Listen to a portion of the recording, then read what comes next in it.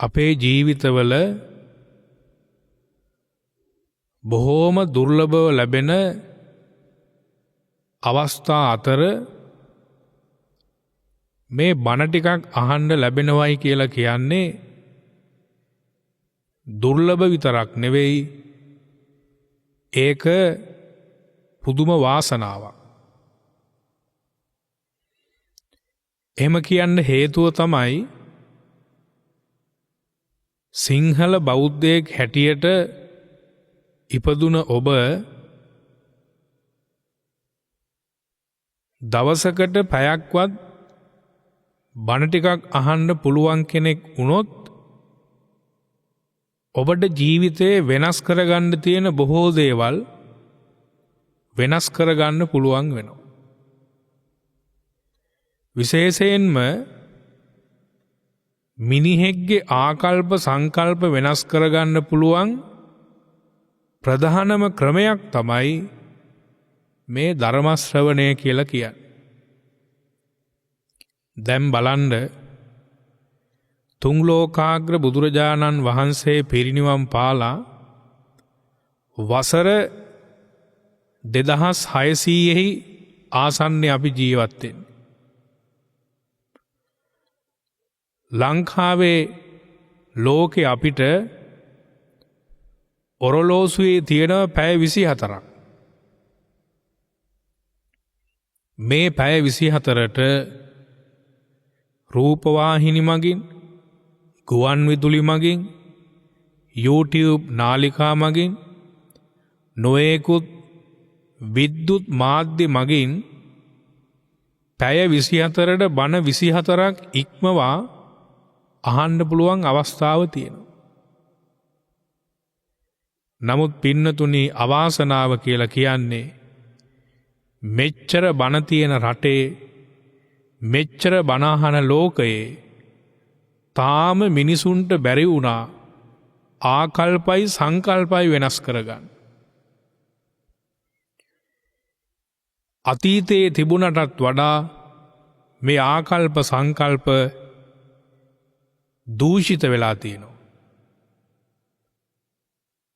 කායික වශයෙන්, වාචසික වශයෙන්, මානසික වශයෙන් ගන්නකොට පුහුදුන් මනුෂ්‍යයා තුළ ඇතිවන ආකල්පයන් සංකල්පයන් ගත්තහම ප්‍රාථමික මට්ටමට වැටි යනවා.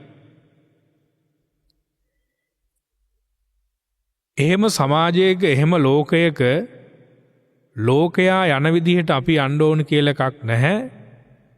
අපට පුළුවන් තනියම හිතුවොත්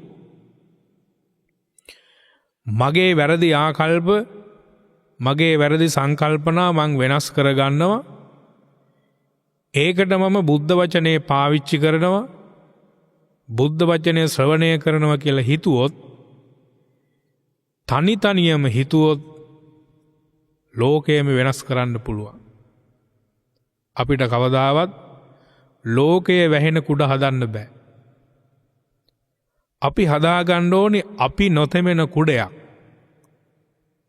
ධර්මයේ හරියට ලෝකයේ එහෙම් මෙහෙම් වැටෙන තෙමෙන දූෂිත ආකල්ප තියෙන, දූෂිත සංකල්පනා තියෙන ලෝකේ ධර්මයේ කුඩයක් වගේ. ඒ කුඩයෙන් වැහුනොත් දූෂිත ආකල්ප වැස්සට තෙමෙන්නේ නැහැ. දූෂිත සංකල්පනා වැස්සට තෙමෙන්නේ නැහැ. දුර්ලභව ලැබෙන මනුස්ස ආත්මය තුල ඊටාම ගුණවත්, නැනවත්, බෝසත් චරිතයක් හැටියට ලෝකේ පැවතිලා මරණයට පත් වෙලා යන්න පුළුවන්. අන්න ඒ ආකල්ප වෙනස් කරන අදහසින්, සංකල්ප වෙනස් කරන අදහසිනුයි අද අපි විශේෂ ධර්ම දේශනාවක් ඔබට ගෙදර ඉඳලා අහන්න අවස්ථාව සලසන්. පින්නතුනි, ලෞතුරා බුදුරජාණන් වහන්සේ ජීවමානව වැඩ ඉන්න කාලේ ස්වාමින් වහන්සේලා පිරිසක් අතර සාකච්ඡාවක් ඇති වුණා. 500ක් ස්වාමින් වහන්සේලා අතර ස්වාමින් වහන්සේලා 509න් භාගයක් කියනවා මේ ලෝකේ තියෙන සැපය තමයි සක්විති රාජ සම්පත්තිය. එහෙම නැත්තම් ස්වාමින් වහන්සේලා අතර 500ක් ස්වාමින් වහන්සේලාගෙන් භාගයක්ම කියනවා මේ ලෝකේ තියෙන සැප තමයි සක්විති රාජ සැපය. අනිත් ස්වාමින් වහන්සේලා ඊට ප්‍රතිවිරුද්ධව උත්තරයක් දෙනවා නැහැ මේ ලෝකේ තියෙන ඉහළම සැපය තමයි කාම සැපය. දැන් මේ ස්වාමින් වහන්සේලා දෙපිරිස අතර එක සාකච්ඡාවට යනව කතා බහ කරනවා. එක පිරිසක් ලෝක ඉහළම සැපය කම් සැපය කියනකොට අනිකුත් ස්වාමින් වහන්සේලා නෑ ලෝකේ තියෙන සැපය සක්විති රාජ සැපය කියලා කතා කරනවා. සාමාන්‍යයෙන් ගිහි වේවා පැවිදි වේවා කාන්තා පුරුෂ ભેදයක් නැහැ. අපි ධර්මාවබෝධයකට පත්වෙනකම්ම අපි පුහුදුන් මිනිස්සු. ස්වාමින් වහන්සේ නමක් වුණත් ධර්මාවබෝධයේ යම් මට්ටමකට ලබන තාක්කල් අපි ඔක්කොම පෘථග්ජනයි. පුහුදුන් මිනිස්සු. පුහුදුන් හිතක ගිහියෙක් වෙන්නත් පුළුවන්, පැවිද්දෙක් වෙන්නත් පුළුවන්, කාන්තා වෙන්නත් පුළුවන්, පුරුෂ වෙන්නත් පුළුවන්. මේ පුහුදුන් හිතක පුහුදුන් අදහස් උපදින්න පුළුවන්. ආධ්‍යාත්මිකව ඉහළ ඵල අපේක්ෂාවෙන් පැවිදි ජීවිතයක හිටියත් ඒ 500ක් ස්වාමින් වහන්සේලා අතර ඇතිවෙච්ච අදහස තමයි සැප අතර ඉහළ සැපය මොකද්ද? ස්වාමින් වහන්සේලා පිරිසක් කම් සැපය ඉහළයි කියද්දී තවත් ස්වාමින් වහන්සේලා පිරිසක් රාජ සැපය ඉහළයි කියලා අදහස් කළේ ඒකයි. තිරිසන් සතාගේ ඉඳලා මිනිස්සයා දෙවියන් බඹුන් අපි හැමෝම මේ සැපයට කැමති. සුඛකාමා මේ ලෝකේ මිනිසුන්ගේ ස්වභාවය තමයි, සත්වයාගේ ස්වභාවය තමයි සැපයටමයි ඇලුම් කරන්නේ. දුක්ඛ පටික්කුලා සාමාන්‍යයෙන් ඕනෑම මිනිසෙක් ඕනෑම සත්වෙක් මනුසතෙක් වේවා තිරිසන් සතෙක් වේවා කවුරුත් දුකට කැමති නෑ. දුක්ඛ පටික්කුලා දුක ප්‍රතික්ෂේප කරනවා. ඒක තමයි සාමාන්‍ය සත්වයාගේ හැටි. සැප ගැන කතා කරනකොට මේ ලෝකෙ කොච්චරනම් සැප වර්ග තියෙනවද? ඒ අතර ලෞතුරා බුදුරජාණන් වහන්සේ අපට පෙන්වනවා සැපයන් අතර ගිහි සැප කියලා එකක් තියෙනවා. පැවිදි සැපය කියලා එකක් තියෙනවා. ලෞකික සැපය කියලා එකක් තියෙනවා. ලෝකෝත්තර සැපය කියලා එකක් තියෙනවා.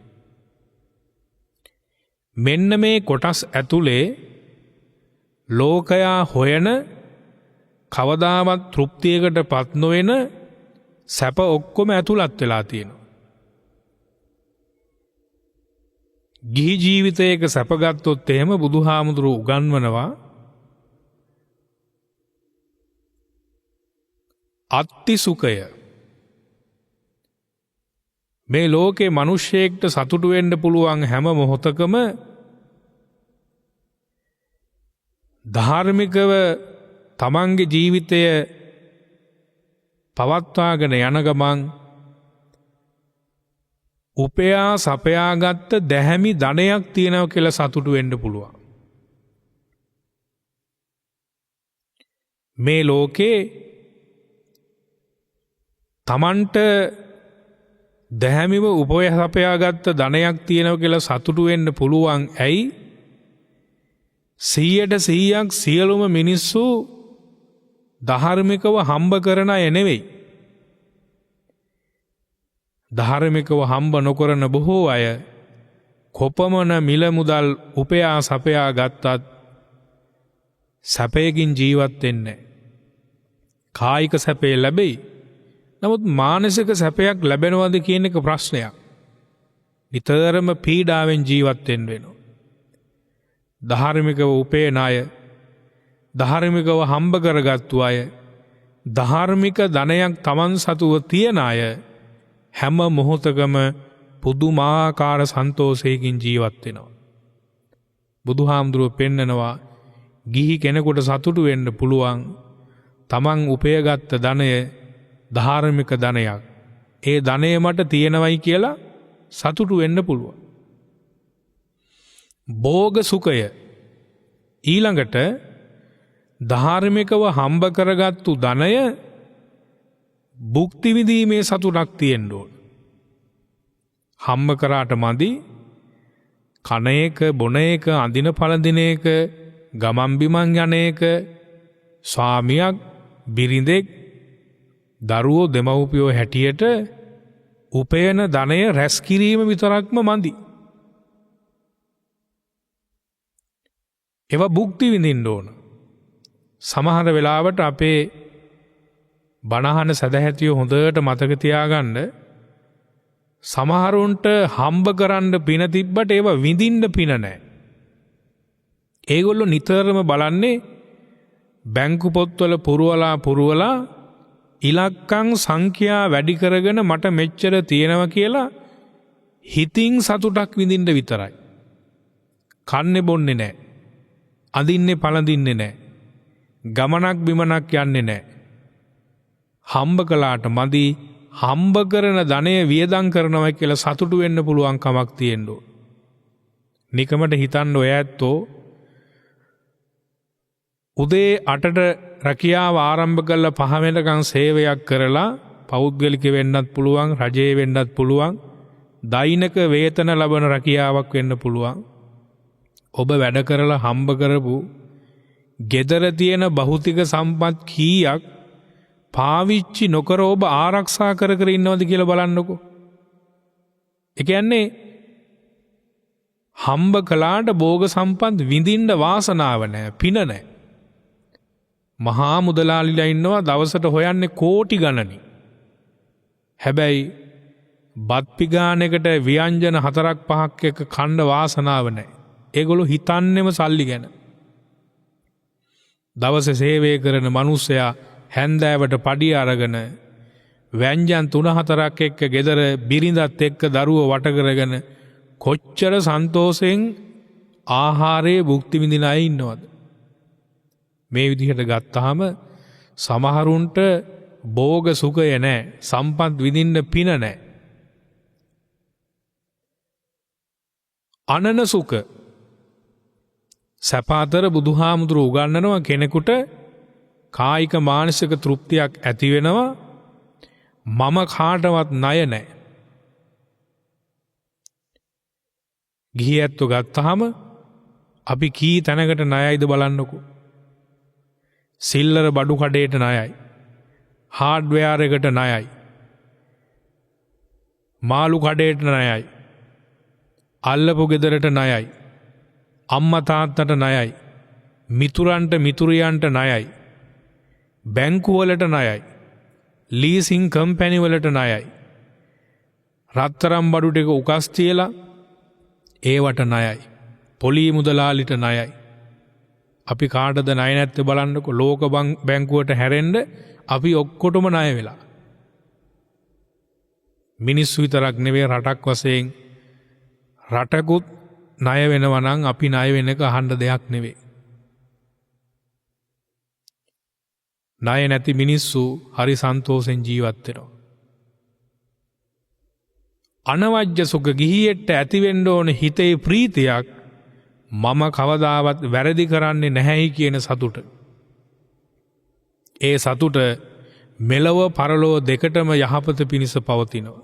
දැන් බලන්න ධන සැපයක් තිබ්බොත් ඒක මේ ලෝකෙට විතරයි. භෝග සැපයක් වින්දොත් මේ ආත්මයට විතරයි. ණය නැති සැපයක් වුණොත් ඒක මේ ආත්මයට ඉවරයි, මරුණෙන් පස්සේ ඔක්කොම ඉවරයි.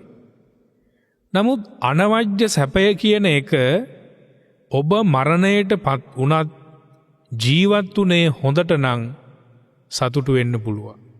ජීවත් වුණේ වැරදියට නම් ඔබට දුක් වෙන්න වෙනවා. පළවෙනි සැප තුනම මේ ලෝකෙන් අවසන් හුස්මෙන් අවසන් වුණත් අනවජ්‍ය සුඛය අන්තිම හුස්මෙන් අවසන් වෙන එකක් නෙවෙයි. සසර පුරාම නිවන දක්වාම පවතින දෙයක්. ඒ ගිහි සැප. පැවිදි සැපේ බලන්න. බුදුරජාණන් වහන්සේ තමන් වහන්සේ ගමට වැඩිය වෙලාවේ රාහුල පුංචි පුතා බුදුහාමුදුරුවන්ගේ සුළඟිල්ල එල්ලිලා කිව්වේ මොකක්ද? සුඛාතේ සමනා ඡායා.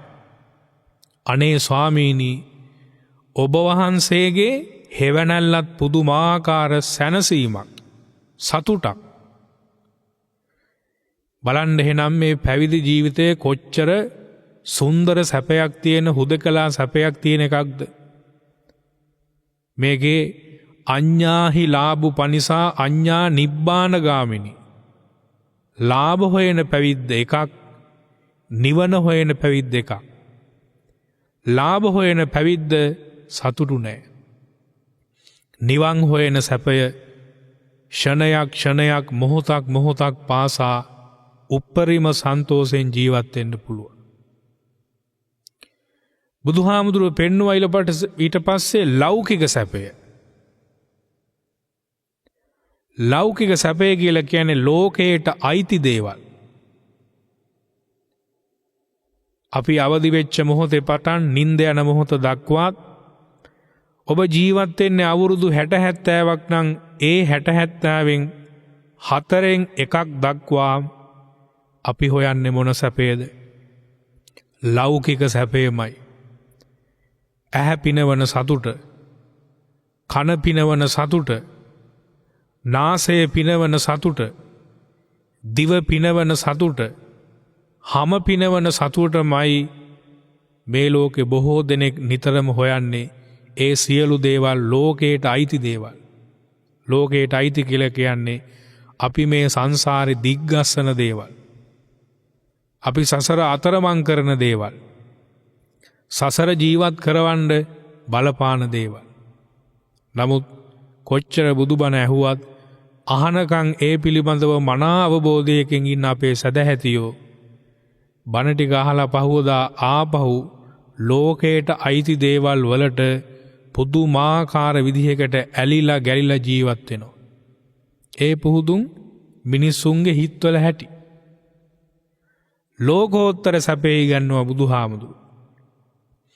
ලෞකික සැපයෙන් ඉවත් වෙලා ලෝකයට අයිති සැපයන්ගෙන් ඉවත් වෙලා ලෝකයෙන් ඉවත් වෙන ඊතර වෙන සැපයට තමයි ලෝකෝත්තර සැපේ කියලා කියන්නේ.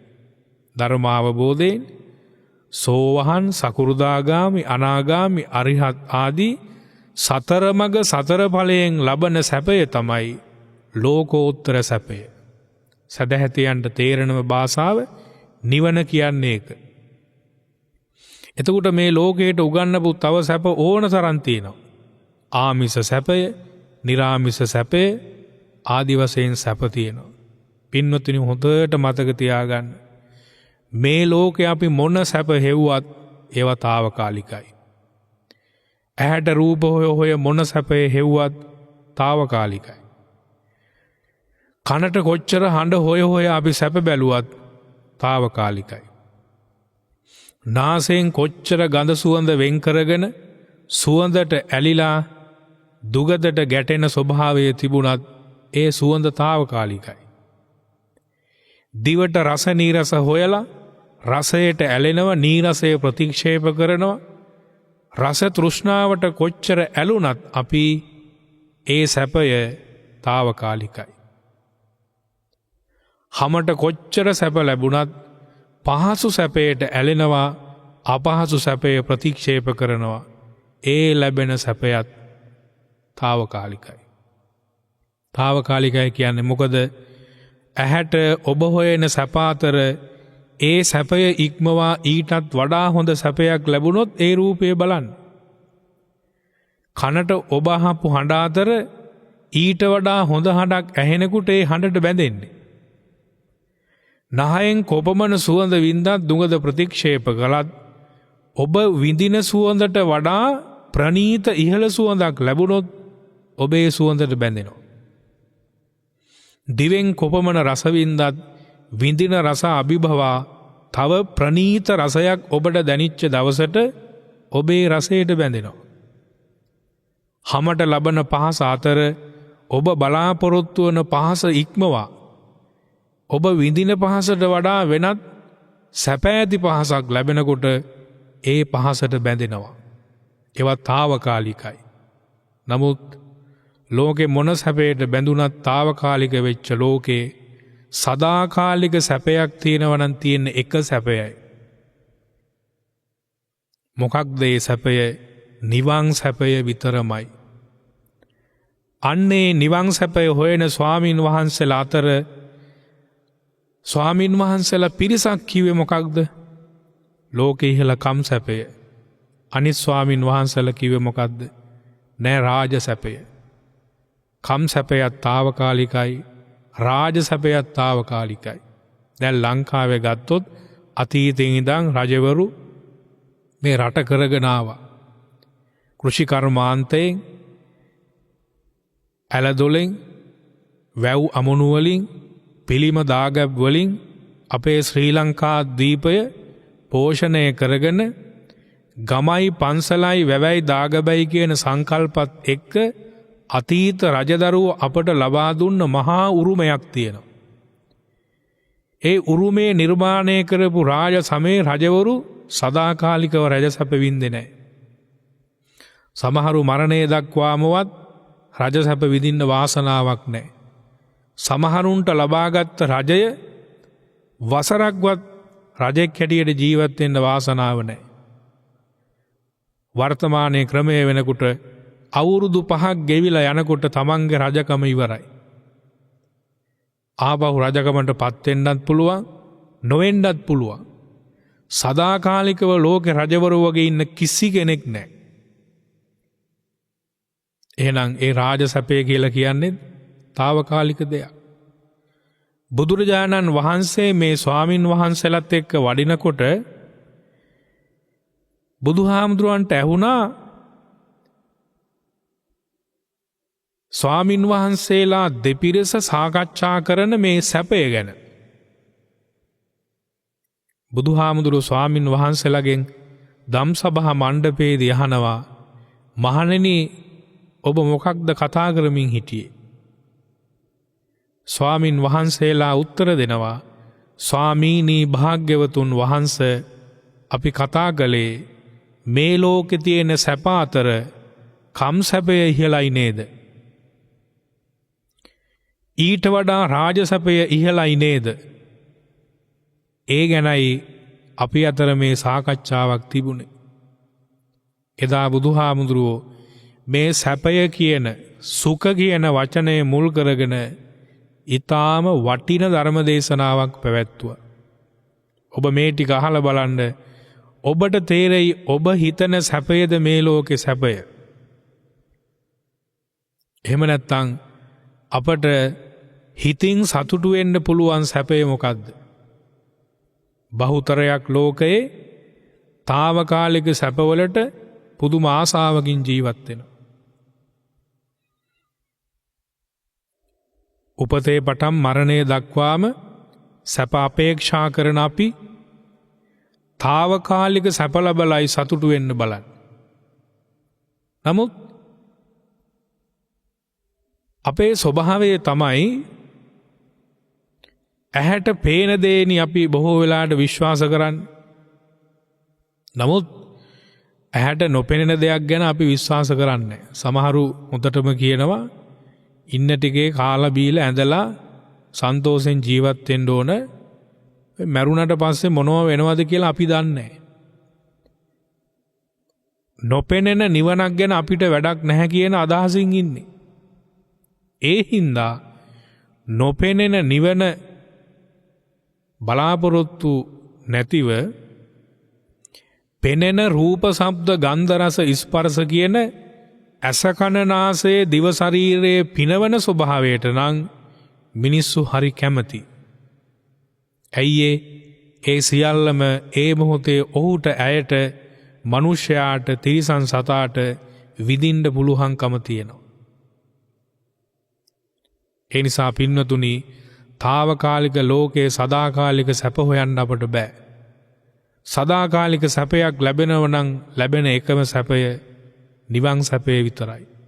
අතීතයේ බුදුරජාණන් වහන්සේගේ සිරිපා මුලදී රාජ මහා මාත්‍යයන් සිටුවරු ගෘහපතිවරු මහා ධන කුවේරයන් පවා දුගී දුප්පතුන් පවා කාන්තා පුරුෂ ભેදයකින් තොරව සැප අතර තමන්ට හිමි බොහෝ සැප අතහැරලා නිවන් සැපය ලැබපු හැටි කොච්චර ධර්මයේ අපිට අහන්න තියෙනවද? මම මේ කියන්නේ සියල්ලම අතහැරලා නිවන් සැපේම හොයන්න කියන එක නෙවෙයි. ගිහියන්ට ඒක කරන්න පහසු නැහැ. ගිහියන්ගේ ගිහි ජීවිතයේ ස්වාමියා බිරිඳ එක්ක ජීවිතේ ගත කිරීමත් දරුවන්ගේ අනාගතය ගැන තීරණ ගැනීමත්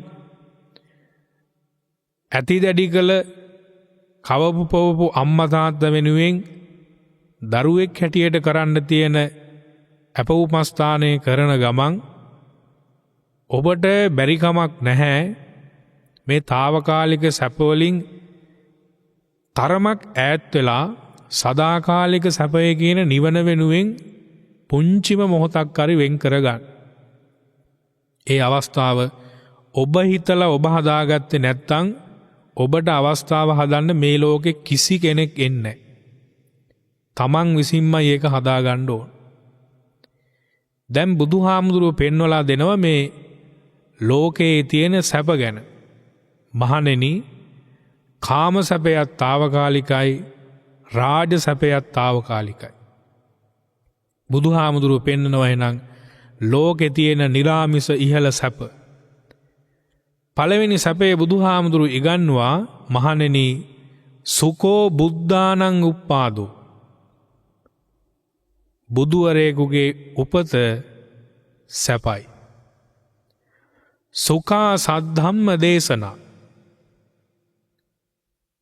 ඒ ලෞතුරු බුදු පියාණන් වහන්සේගේ බුද්ධ වචනය දේශනා කිරීම සැප පිණිසයි පවතින්නේ. සුඛා සංගස්ස සාමග්ගී. සමගි වෙච්ච සංඝයා කියලා කියන්නේ මහා සැපයක්. සමග්ගානං තපෝසුකෝ. සමගි වූ සංඝයා වහන්සේලා එකට වත්විලිවෙත් පිරීම ආධ්‍යාත්මික ගමන යෑම සැපයි කියලා තමයි බුදුහාමුදුරු එදා ධර්ම දේශනාවෙන් පැවැත්වුවේ. දැන් බලන්න බුදු කෙනෙක් ලෝකයට උපදින එක කොච්චර සැපයක්ද. මිනිස්සු නිතරම රාගයෙන් රත් වෙවි ද්වේෂයට බර වෙලා නිතරම ගැටෙන ස්වභාවයෙන් ඉන්න අවස්ථාවක මෝහයෙන් වැහිලා කර්මයක් ධර්මයක් මෙලොවක් පරලොවක් සුගතියක් දුගතියක් තෝරගන්න බේරගන්න බැරුව ඉන්න ලෝකයක බුදුවරයෙක් ලෝකයට පහළ වෙලා අඳුරේ අතපතා ගගා යන අපට ආලෝකයක් හොයලා දෙනව කියලා කියන්නේ ඒක කොච්චර සැපයක්ද. සිද්ධාර්ථයන් වහන්සේ උපතින්ම රජකම හිමි පුත්‍රයෙක්. සීත කාලයට, හේමන්ත කාලයට, ගිම්හාන කාලයට, වස්සාන කාලයට ඍතු 3ට සැපසේ ඉන්න මහල් 7කින් යුක්ත ප්‍රාසාද 3ක් තිබුණා. සුද්ධෝදන රජුරුවන්ගෙන් පස්සේ අනිවාර්යයෙන්ම රජ වෙන පුත්‍රයා. මහා මායා මෞතුමියටත් සුද්ධෝදන මහරජුරුවන්ටත් හිටිය එකම පුත්‍රයා. කොපමණ සැප සම්පත් වලට හිමිකාරයක් තිබුණු කුමාරයෙක්ද බලන්න. උන්වහන්සේ සංසාරේ පුරපු පාරමිතා ගුණ මහිමය කොපමණද. ඒ සියලු දේවල් අලුයම හෙලෝ කෙලපිඩක්සේ හිතින් අතහරින්න කොච්චර පුළුවන්කමක් තිබුණද.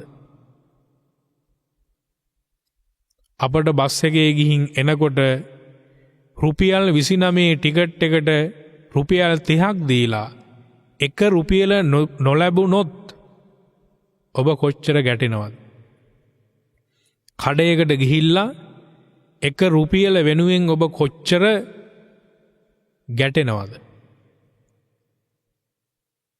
අපි බොහෝ දේවල් අල්ලගන්න ලෝකේ සිද්ධාර්ථයන් වහන්සේ පෙන්වුවා මේක අතහරින්නේ කොහොමද?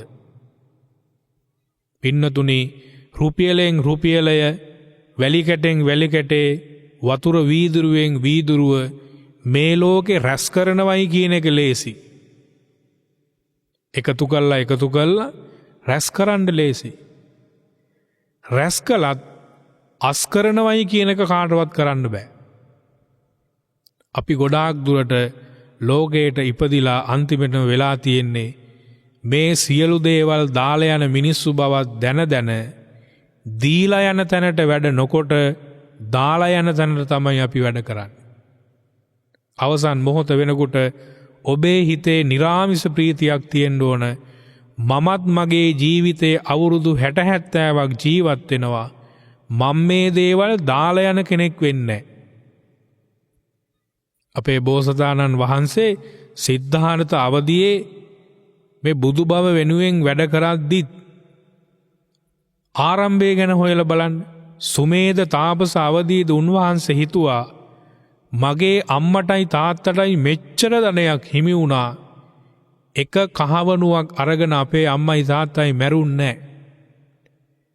එහෙමනම් මමත් මේවට ආස කර හිටියත් මම මේවා කිසි දෙයක් අරගෙන යන්නේ නැහැ.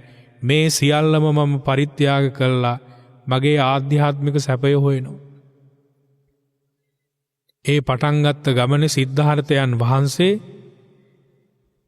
තමන්ට හිමි රජ සැප අතහැරියා, මාලිගා අතහැරියා, තමන්ගේ පුතා අතහැරියා, තමන්ගේ ප්‍රිය බිරිඳ අතහැරියා, සේනාව අතහැරියා, මිතුරු මිතුරියන් අතහැරලා උන්වහන්සේ ලෝකෙට පෙන්නුවා ඒ සැපයට වඩා බුද්ධ සැපය ඉහළයි.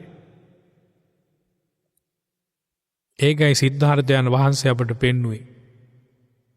ඒ උපත නිසා බලන්න අම්මා තාත්තා සමීපතමයන්, මනුලොව මිනිස්සයෝ, දෙව්ලොව දෙවියන්, සතර අපායේ තිරිසන් ලෝකේ නිරිසත්තු තිරිසන් සත්තු පවා මොහොතකට නමුත් බුද්ධත්වයේ නිසා ලැබපු අස්වැසිල්ල,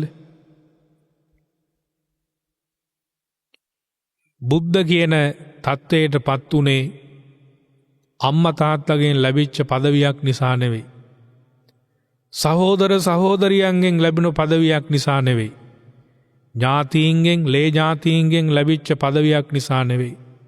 බුද්ධ කියන තත්ත්වයට පත් වෙන්න බුද්ධ කාරක ධර්මයන්, දසපාරමිතා ධර්මයන් සමතින්සක් ආකාරයට පූර්ණය කරලා තමයි ලෝකයේ ආධ්‍යාත්මික ඵල අතර ඉහළම අවබෝධයට කිසිම කෙනෙකුගේ උපකාරයක් නැතිව සිද්ධාර්ථයන් වහන්සේදා දුර්ලභ බුදු තත්ත්වයට පත් උනේ. ඒ පත්වීම නිසා බලන්න අදත් කී දෙනෙක් ඒ සැපේ ලබනවද? පිරිනුවම් පෑවත් තමන්ගේ ගෙදර බුදු කුටියක් හදලා මල් ටිකක් පූජා කරලා, හඳුන් කූරක් පූජා කරලා, පැන් වීදුරුවක් තැම්පත් කරලා, හැන්දෑවට බුදුන් වැඳලා පුංචි මොහොතක් භාවනා කරලා, අම්මා තාත්තටත් වැඳලා පිරිස් සූත්‍රයක් සජ්ජායනා කරන ගමන් අපේ බෞද්ධයෝ අද කොච්චර සන්තෝෂයකට පත් වෙනවද?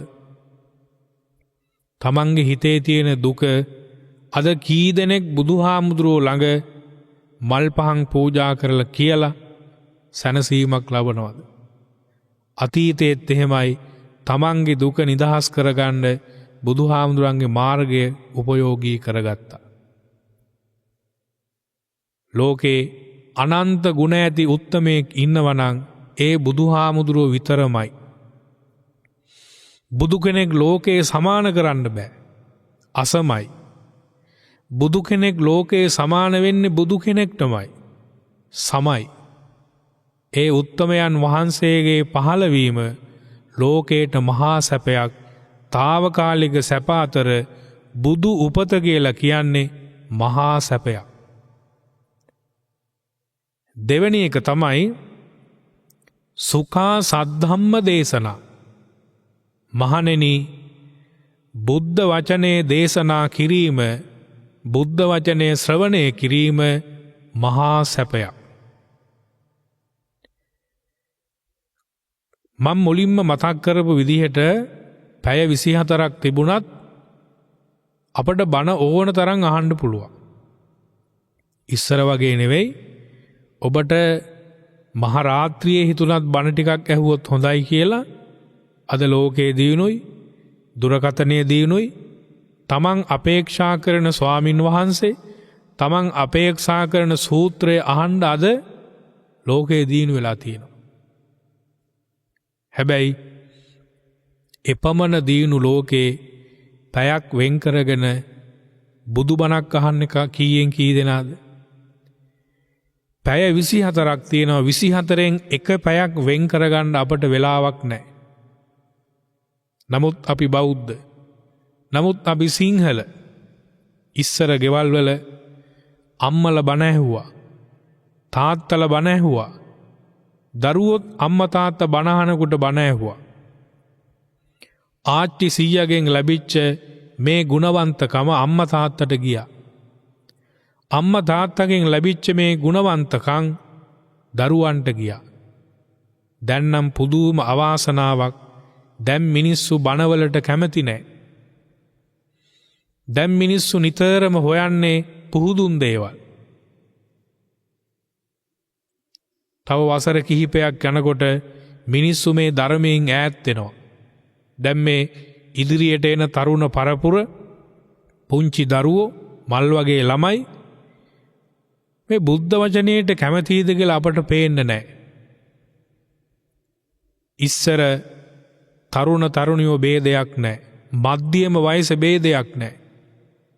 ධර්ම දේශනාවක් තියෙනකොට මේ හැමෝම එකතු වුණා.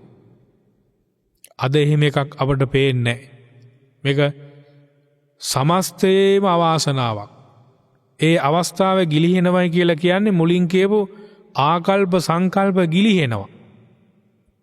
ආකල්ප සංකල්ප ගිලිහුණාම අනාගත පරපුරේ හිතේ වැඩ කරන්නේ මොනවද? කෙලෙස් විතරයි. රාගයමයි හොයන්නේ. ද්වේෂයෙන් පැටලෙන්නමයි බලන්නේ. මෝහයෙන් වැහෙන්නමයි බලන්නේ. එහෙම වැහිච්ච අයට කර්මයේ ධර්මයේ හොයන්න වෙලාවක් නැහැ. මරණින් මතු මොකද වෙන්නේ කියලා හොයන්න වෙලාවක් නැහැ. ඒගොල්ලෝ ඉන්න ටිකේ කාලා බීලා ඇඳලා පැළඳීම ගැන පමණක් හිතනවා. එතනින් එහාට හිතන්න මිනිසුන්ගේ බුද්ධිය වර්ධනය වෙලා නැහැ. හැබැයි හොඳ උගත්තු ශිෂ්‍යත්වයේ සාමාන්‍ය පෙළ, උසස් පෙළ, විශ්වවිද්‍යාලයේ දක්වාම හොඳට උගත්කම් තියෙනවා. උගත්කම් තිබූ පමණින් බුද්ධ වචනය අහන්න බෑ. බුද්ධ වචනය අහන්න තියෙන්න ඕනි බුද්ධිමත්කම, ප්‍රඥාවන්තකම. ඒකනි ධර්මයේ ඉගැන්වුවේ පඤ්ඤාවන්තස්සායන් අයන් ධම්මෝ නායන් වේලායන් දුප්පඤ්ඤස්ස. මහණෙනි, මේ බුදුබණ තියෙන්නේ ලෝකේ බුද්ධිමතුන්ට, ප්‍රඥාවන්තයන්ට. දුක්පඤ්ඤ දුක්ප්‍රඥයන්ට නෙවෙයි, මෝඩයන්ට නෙවෙයි. අපට පේනවා බහුතර මෝඩයන් ධර්මයේ ප්‍රතික්ෂේප කරද්දී ලංකාවේ නොවුනත් දෙස් විදෙස් බොහෝ පිරිසක් ධර්මයේ හොයනවා. ධර්මයෙන් සැනසීම ලබන්න පුළුවන් බව දන්නවා. බලන්න, ලංකාවේ හිටිය රජෙක් සද්ධාතිස්ස රජුරෝ. ඒ කාලේ කාල බුද්ධරක්කිත ස්වාමින් වහන්සේ කළුවර පෝය දවසක කළුදිය පොකුණ ළඟ කළු තිඹිරි ගහක් යට තියෙන කළුගල් ආසනයේ ඉඳගෙන කාලකාරාම සූත්‍රයෙන් ධර්ම දේශනාවක් පවත්වන්න පටන් ගත්තා. සදැහැතිව බොහෝ පිරිසක් එළි වෙනකන් බණහන්න සූදානමින් එකතු වෙලා ඉන්නවා. සද්ධාතිස්ස රජ්ජුරුවන්ට එන්න ටිකක් ප්‍රමාද වුණා. ප්‍රමාද වුණත් සද්ධාතිස්ස රජ්ජුරුව ඇවිල්ලා ප්‍රමාද වෙලා ආපු නිසා පිරිස මැදින් යන්න ගියේ නැහැ. පිරිස කෙළවර ඉඳගෙන ධර්මදේශනාව හිමිදිරියේ අවසන් වෙනකම්ම වැඳගෙන බණ ඇහුවා. බණ අහලා ඉවර වෙලා අවසන් වෙනකොටම ධර්මදේශනා නිමාව කෙළවර එතුමා සාදුකාර දුන්නා. ස්වාමීන් වහන්සේ ඇහුවා, රජතුමනි ඔබතුමා කොයි වෙලාවේද බණ අහන්න ආවේ? අනේ ස්වාමීනි, දේවතාරාධනාව පටන් ගන්නකොටමයි මම බණ අහන්න ආවේ. එතකොට රජතුමනි, මේ එළි වෙනකම් පවත්වපු ධර්මදේශනාව ඔබතුමා හිටගෙනම බණ ඇහුවද? අනේ ස්වාමීනි, බුදුරජාණන් වහන්සේගේ ගුණ ඇතුළත් කරමින් ඔබ වහන්සේ පවත්වපු ධර්මදේශනාව ඉහළයි. මේ වගේ බණ කියනවා නම් ස්වාමීනි, මං දවසක් එළි වෙනකන් නෙවෙයි, මගේ මුළු ජීවිත කාලය පුරාවටම වුණත් මම බණ අහන්නම් හිටගෙන. ස්වාමීනි, එළි වෙනකන් බුදුගුණ එකතු කරලා ධර්මදේශනාවක් පැවැත්තුවා. බුදුගුණ දේශනා කරලා ඉවරද? බුද්ධ රක්කිත ස්වාමින් වහන්සේ මතක් කරනවා සද්ධාතිස්ස රජ්ජුරුවන්ට, රජතුමනි, එළි වෙනකන් දේශනා කරපු මේ ධර්මදේශනාවේ බුදුගුණ ධර්මදේශනාව අල්පයි. තව දේශනා කරන්න තියෙන බුදුගුණ දේශනාව අනන්තයි. අනේ ස්වාමීනි, පුළුවන් නම් මට උදාහරණයකින් මේක කියලා දෙන්න. රජතුමනි, අක්කර 100ක වෙල්යායක ගොයන් පීදිලා තියෙනවා. මේ පීදිච්ච එක ගොයන් ගහකින් කරලක් අරගත්තොත් මම මේ එළි වෙනකන් දේශනා කරපු බුදුගුණ දේශනාව ඒ වී කරල හා සමානයි. මන් දේශනා නොකළ බුදුගුණ ධර්ම දේශනාව අක්කර 100 ඉතුරු වී කරල් හා අනන්තයි. අනේ ස්වාමීනි, පුළුවන් නම් තවත් උපමාවකින් මට පැහැදිලි කරන්න. රජතුමනි, මහා ගංගාවකට ඉදිකටුවක් අල්ලනකොට ඉදිකටුවේ නූලදාන සිදුරෙන් එළියට එන වතුර අල්පයි. මම මේ එළි වෙනකම් පවත්වපු ධර්මදේශනාවේ බුදුගුණ දේශනාවත් ඉදිකටු මලෙන් එන වතුර වගේ අල්පයි. මන් දේශනා නොකරපු බුදුගුණ දේශනාව මහා ජලකඳ සහ සමානව අනන්තයි. අනේ ස්වාමීනි, පුළුවන් නම් තවත් උදාහරණයකින් කියන්න. රජතුමනි, ආකාශයේ පියාඹන පක්ෂියෙක් ආකාශයේ පියාඹනකොට පියාපත් දෙකට පොළොවේ වැහෙන ප්‍රමාණය ඉතා සීමිතයි. මං එළි වෙනකම් පවත්වපු බුදුගුණ ධර්මදේශනාවත් පියාපත් දෙකට වැහුණු පොළොවසේ අල්පයි. මා දේශනා නොකළ බුදුගුණ ධර්මදේශනාව ඉතිරි මහ පොළොව හා අනන්තයි. සාදුකාර දුන්නා. බලන්න කවුද මේ බණ අහලා තින්නේ? රටේ රජ්ජුරුවෝ. සද්ධාතිස්ස රජතුමා. පූජා කරන්න දෙයක් නැහැ. රජය පූජා කළා. ස්වාමින් වහන්සේලාට රජයෙන් ඇති වැඩක් නැහැ. ධර්මදේශනා පවත්වලා රජයේ සද්ධාතිස්ස රජ්ජුරුවන්ට බාර දුන්නා. බලන්න, මිනිස්සුන්ට බණ අහන්න ඕනකමක් තියෙනවා නම්, බණ අහලා සුවපත් වෙන්න ඕනකමක් තියෙනවා නම්, සදැහැතියන්ට කොච්චර අවස්ථාව තියෙනවද? මොකද අපි මොනව කළත් අන්තිමේටම අපිට ඉතුරු වෙන්න ඔච්චරයි. ඔබ කල්පනා කරලා බලන්න, ඔබේ ගෙදර, ඔබේ ගමේ, ඔබේ පළාතේ ඥාති වේවා ඥාති නොවේවා මැරෙනකොට ඔය එක බින් අගලක් අරන් යනවද? එක රුපියලක් අරන් යනවද? එක තනතුරක් තාන්නයක් මාන්නයක් කිසි දෙයක් අරගෙන යන්නේ. ඕනම කෙනෙක් යනකොට අරගෙන යන්නේ කරගන්න හොඳ දේවල්. ඒ හොඳ දේවල් අතර බණාහන එක පුරුද්දක් කරගත්තොත් හොඳ දේවල් ඔබට 100,000 ගුණයක් කරගන්න පුළුවන් කමක් තියෙනවා. ලෝකෙ මිනිස්සු දන් දෙන්න පුරුදු වුණේ බණාහන නිසා. ලෝකෙ මිනිස්සු සිල් ආරක්ෂා කරන්න පුරුදු වුණේ බණාහන නිසා. ලෝකෙ මිනිස්සු පුංචිම මොහොතක් හරි භාවනා මානසිකාරයකින් හිත වඩන්න පුරුදු වුණේම බණාහන නිසා. බණාහන හැමෝටම ලෝකේව කරන්න බෑ. සදහැසිතින් ධර්මයේ තියෙන වටිනකම හඳුනාගෙන බණාහපු උදවිය ඒ සැනසීම ලබන්න මහා ඕනකමකින් පුරුදු පුහුණු වුණා. ඒ නිසා මේ ධර්ම ශ්‍රවණය කියන එක මහා සැපයක් කියලා හොඳට මතක තියාගන්න. මේ ලෝකෙ කොච්චර දාන දුන්නත් ධර්ම දානෙ ඉහළයි කියන්නේ ඒකනේ. මොකද අනිත් ඕනම දානයක් දෙන්න ප්‍රධානම හේතුව තමයි ධර්ම දානෙ.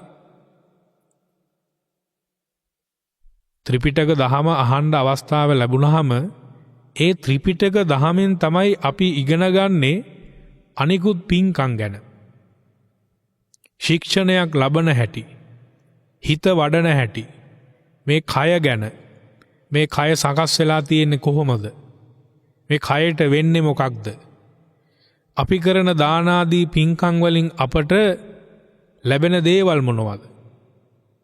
ඒ හැම දෙයක්ම අනුකුඩා සියලු දේවල් දැනගන්න පුළුවන් ක්‍රමය තමයි මේ ධර්මය. කවදාවත් ධර්මයෙන් ඈත් වෙන්න එපා.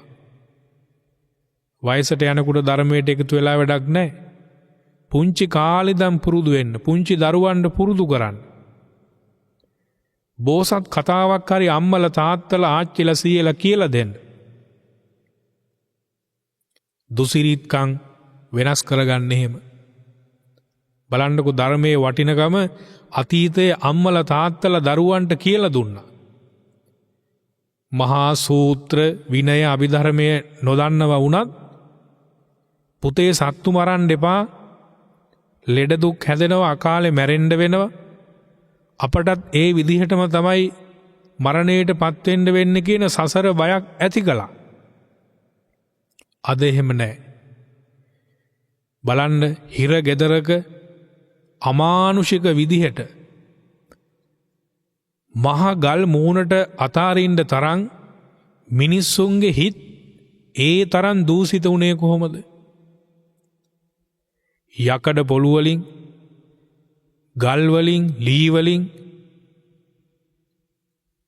නිලධාරීන්ට ඔලු පැලෙන්න, අතපය කැඩෙන්න, දස වද දෙන විදිහට